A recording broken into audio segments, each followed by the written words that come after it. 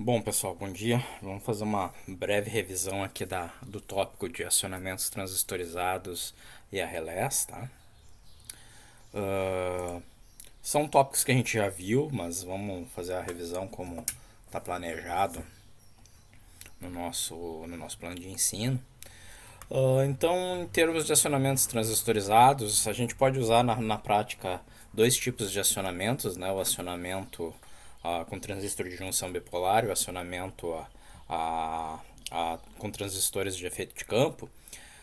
Eu vou comentar aqui com vocês especificamente o acionamento com transistores de junção bipolar, mas no texto que foi deixado para vocês anexo e nas referências, inclusive lá recomendadas nesse texto, vocês também vão poder observar alguma coisa do acionamento utilizando transistores de efeito de campo. Tá? Então recomendo fortemente a leitura daquele texto, até porque ele detalha bem mais essa questão de acionamentos do que a gente vai estar abordando aqui, que é na prática um overview do que tá explicado lá. Tá? Então a gente utiliza um transistor basicamente como uma chave, tá?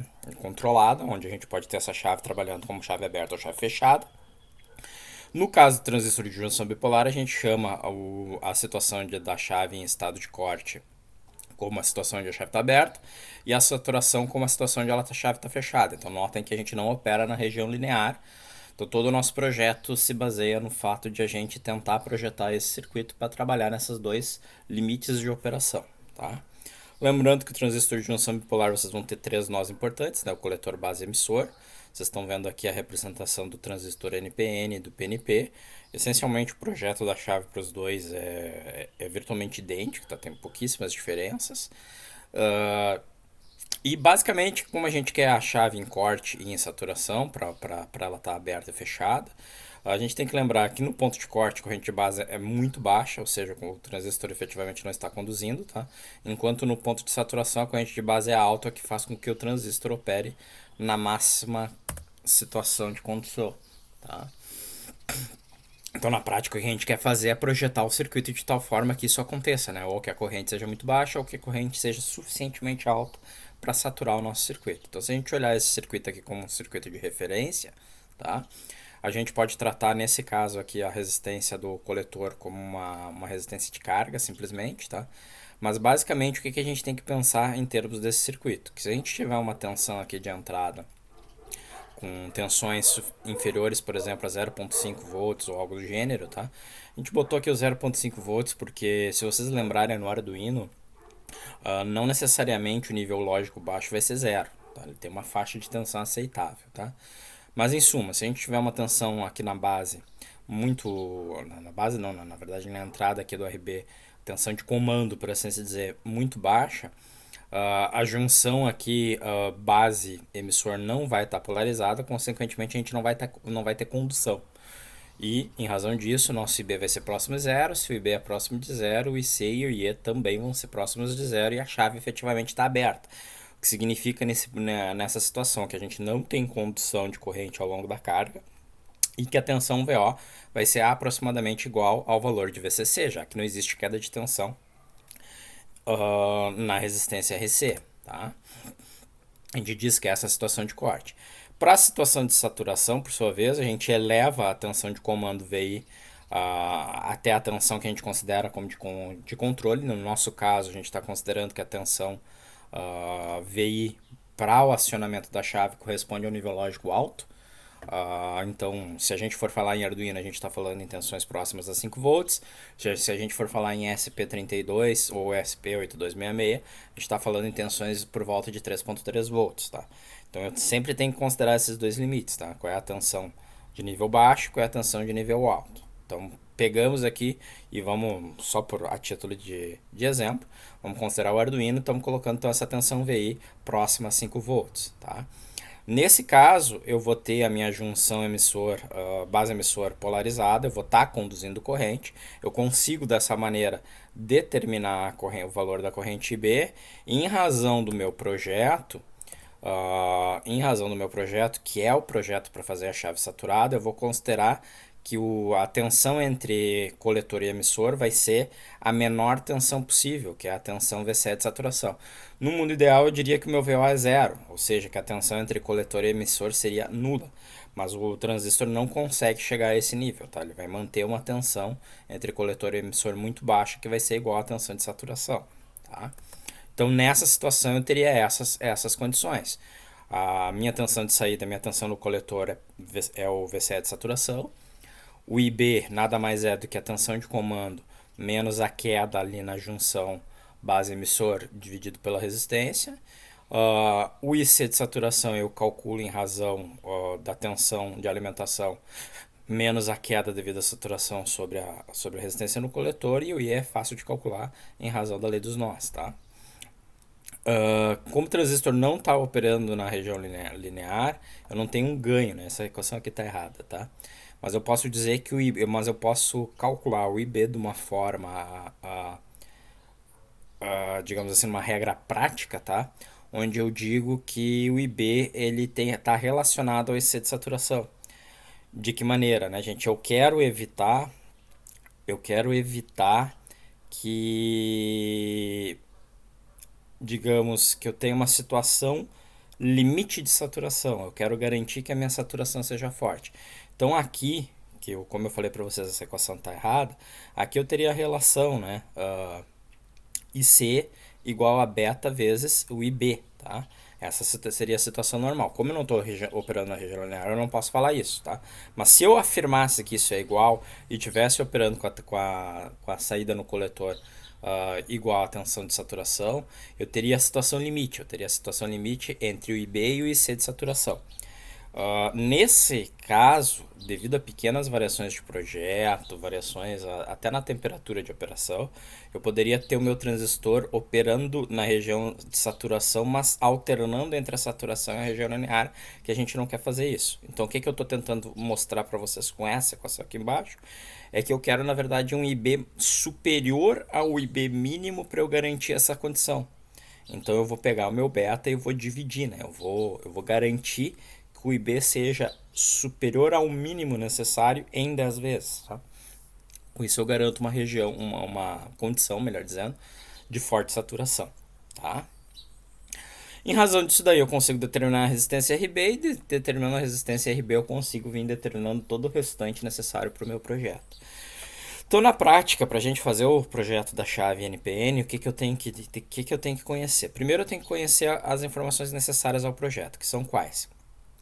Informações referentes ao transistor. Eu tenho que ter a tensão de saturação e eu tenho que ter o ganho mínimo. Tá? Essas duas informações eu vou me referir ao datasheet do componente para determinar quais são seus valores. Também tem condições de projeto. Quais são as condições de projeto? Qual é a tensão de comando? Isso vai depender diretamente do microcontrolador utilizado. Se for Arduino, a gente pode considerar que, a título de exemplo, 0 e 5 volts, né? 0 para o nível baixo e 5 volts para o nível alto. Se for um ESP, estamos falando em 0 e 3.3. A tensão de alimentação, que depende aqui exclusivamente do que vocês desejam fazer, tá? Depende do que vocês estão querendo acionar, tá? E ainda mais uma condição de projeto que é, além do VCC, né, qual é a corrente que a gente circule pela carga, pelo componente que a gente está acionando. Tá? A partir dessas informações conhecidas, eu consigo determinar o IC de saturação facilmente por essa equação. Então não tem nada demais nessa equação. É a alimentação menos a queda devido à saturação do transistor dividido pela resistência de coletor. Se eu tiver que ter uma resistência de coletor e uma carga, eu botaria aqui resistência do coletor mais a resistência da carga aqui embaixo. Tá? Também a gente pode considerar dessa maneira. Determino a partir da corrente CSAT, que é de projeto, qual é o valor do IB, e conhecendo o valor do IB, eu consigo determinar qual é o valor da minha resistência RB desejada. Tá? Então aqui a gente tem um exemplo aqui de configuração para o caso do acionamento de um LED. Ok? Uma chave PNP seria em tudo parecido, né, gente? Vocês continuam tendo a resistência da carga ou do coletor, né? Continuam tendo a resistência da base, continuam tendo aqui as correntes envolvidas, simplesmente o sentido das correntes estão invertidos. Tem uma leve inversão da polaridade, mas inclusive a gente consegue usar as mesmas equações da chave NPN, tá? Só que quando vocês forem usar no datasheet, vocês vão observar, por exemplo, que em razão daquelas equações que vocês utilizam, o VCE de saturação vai ser negativo. Vai ter essas pequenas pequenas diferenças. Então aqui como exemplo, né, se a gente pegasse o BC338, que é um componente bastante comum, que vocês já usaram bastante também, a gente conseguiria obter todas aquelas informações, né, desejadas. Então eu consigo determinar aqui qual é a máxima corrente que ele consegue trabalhar, que é uma corrente de 800 miliamperes. Eu consigo determinar a potência, né, inclusive, né, qual é a potência que ele suporta, né. E consigo determinar, por exemplo, isso aqui eu estou mostrando todas as características dele, né. Consigo determinar, por exemplo, o ganho mínimo, né.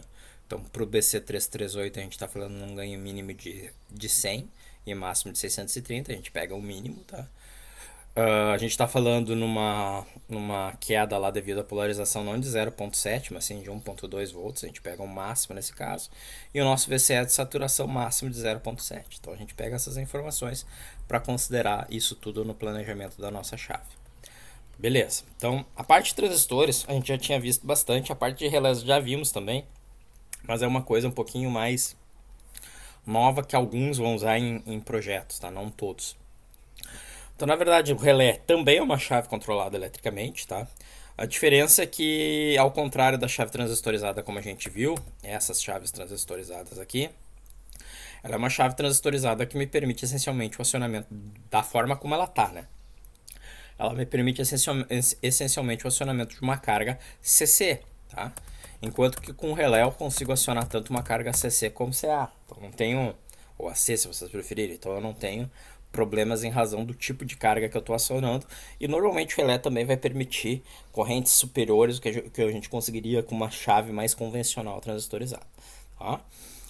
Então, um relé nada mais é do que um eletroímã, tá? Que funciona abrindo ou fechando contatos. Então, aqui vocês têm uma representação de um esquema de um relé, muito bonita essa representação por sinal, tá? Vocês têm aqui o eletroímã, vocês teriam uma peça metálica aqui que ela se desloca em razão desse pivô. Vocês têm que imaginar que ela pode girar para cima ou para baixo, perfeito? Então, ela faz esse movimento aqui em razão do pivô.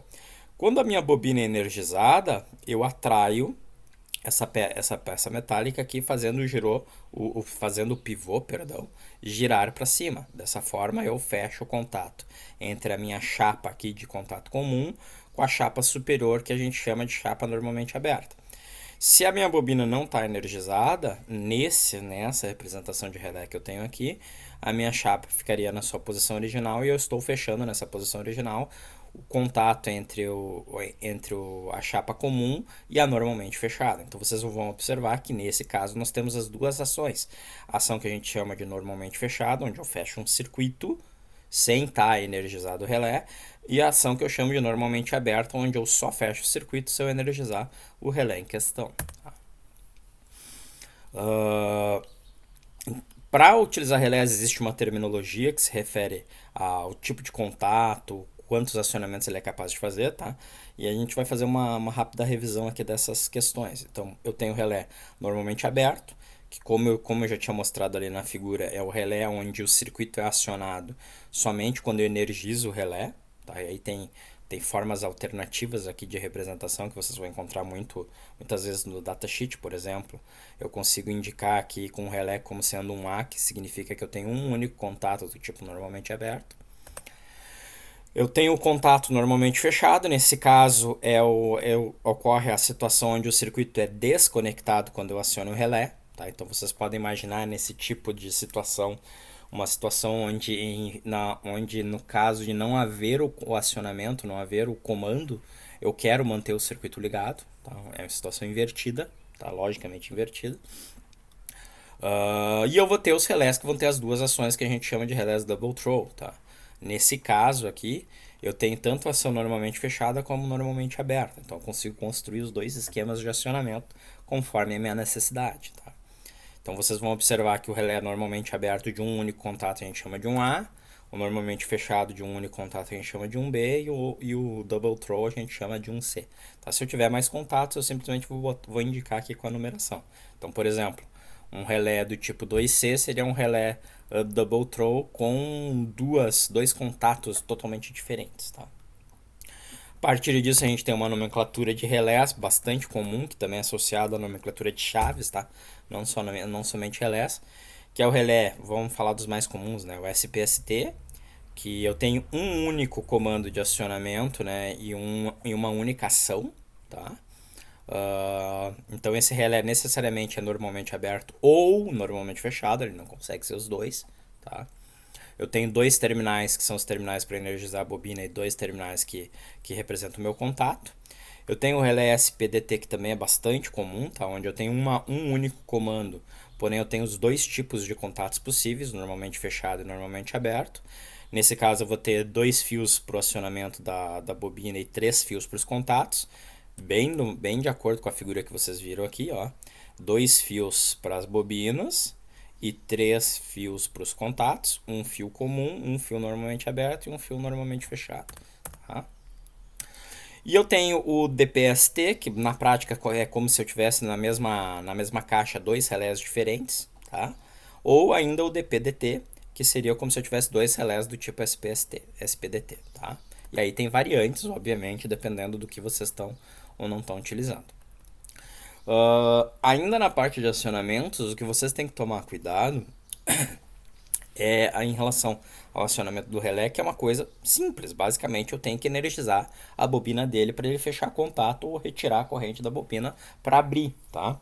A questão toda é que o relé pode demandar uma corrente muito alta, que tipicamente o microcontrolador não vai ser capaz não vai ser capaz de integrar.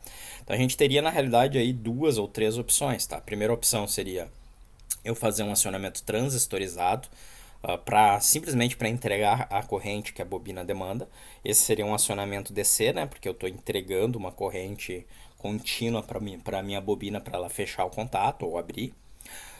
Eu poderia ter um driver, ou seja, simplesmente um circuito integrado que consiga entregar uma corrente superior para essa bobina. Tem vários exemplos de drivers aí que a gente poderia utilizar nesse caso.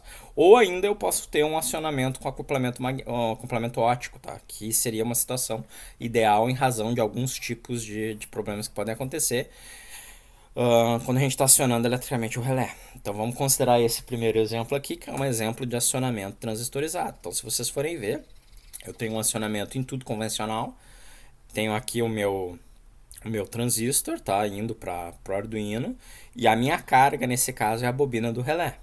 Então, se vocês forem ver, o nosso circuito de acionamento propriamente dito é o circuito que é formado aqui pela alimentação, estou fazendo aqui com o cursor, envolvendo a bobina do relé, o meu transistor, voltando lá em cima, tá?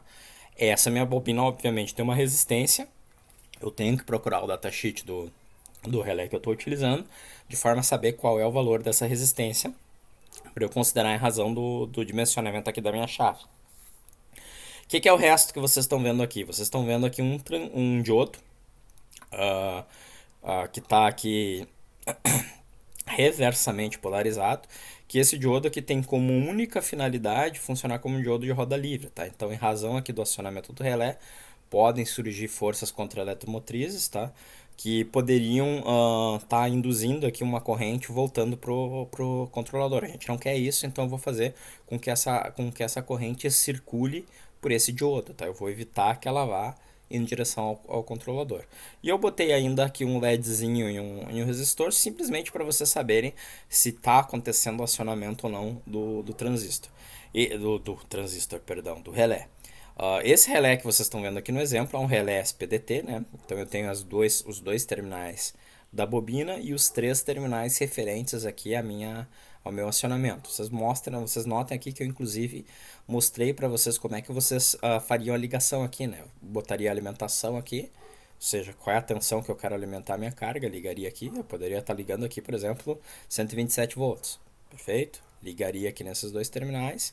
Esses dois terminais iriam para carga normalmente aberta e esses dois terminais para carga normalmente fechada. Se vocês esboçarem aqui um pouco do circuito e ligarem as cargas, vocês vão chegar à conclusão do porquê que a montagem deve ser feita dessa maneira, tá? Alguns comentários referentes a esse circuito de acionamento. Basicamente, o transistor funciona como uma chave controlada, só entregando a corrente suficiente para o relé, tá? O LED eu já comentei, inclusive, tá? E o diodo de roda livre eu comentei também, tá? E aí aqui é só a título de exemplo, vamos pegar um relé.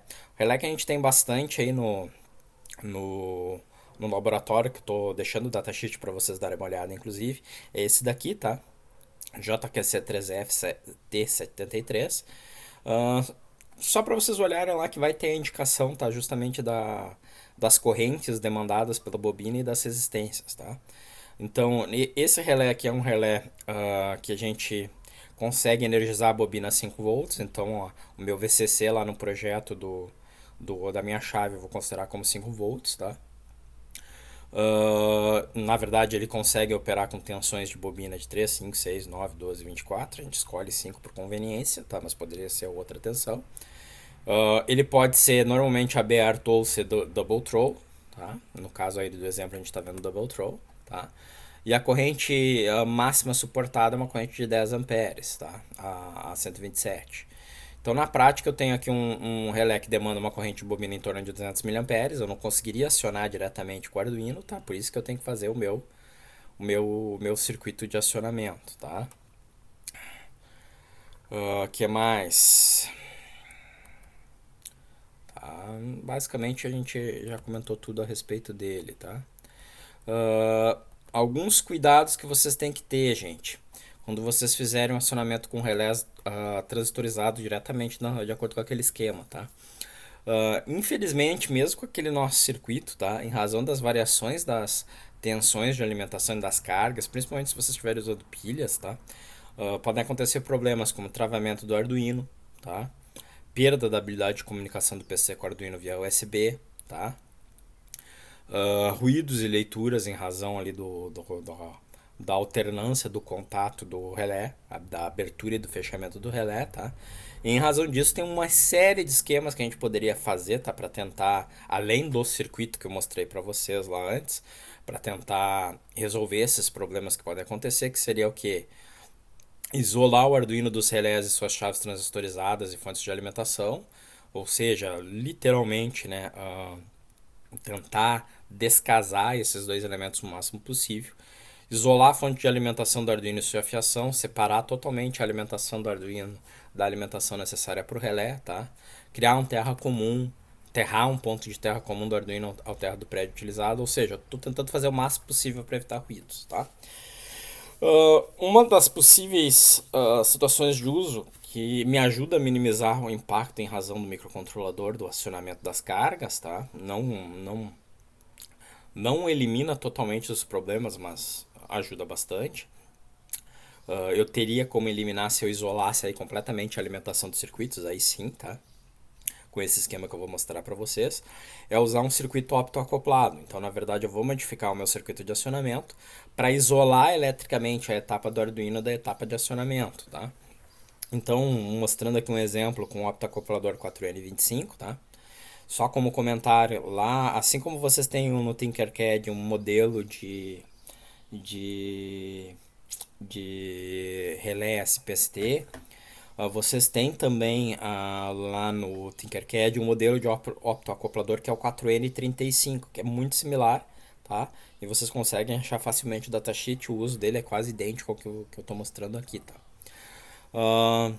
Então, na verdade, o 4N25 ele é um circuito integrado que ele tem lá um, um diodo e um fototransistor juntos, operando em conjunto, tá? De tal maneira que eu consigo simplesmente ligar ou desligar o circuito que está do lado aqui do fototransistor, simplesmente energizando ou não o diodo que eu tenho nessa etapa inicial, tá? E aí a gente chega num circuito similar a esse. Se vocês notarem aqui, eu mantive todo o meu circuito. Não necessariamente teria que fazer isso, tá? Depende aqui das características do quanto de corrente esse fototransistor é capaz de entregar. Mas eu poderia manter exatamente o circuito anterior, com o LED, com o diodo de roda livre, relé e acionamento transistorizado. Só que agora entre o Arduino e aqui inclusive eu mostrei o 4N35, né? Só que aqui entre o Arduino e a etapa de acionamento, agora eu botei um optoacoplador. Então, eletricamente, se vocês forem ver, eu tenho dois circuitos distintos. Perfeito? Eu tenho um circuito do lado do Arduino e outro circuito do lado do relé. Se eu conseguir fazer com que essa alimentação e esse terra seja completamente distinto da alimentação e do terra do Arduino, então eu já minimizei significativamente eventuais problemas que o meu relé possa causar em razão desses problemas de forças contra eletromotrizes que vão surgir. Basicamente é isso por hoje, tá, pessoal?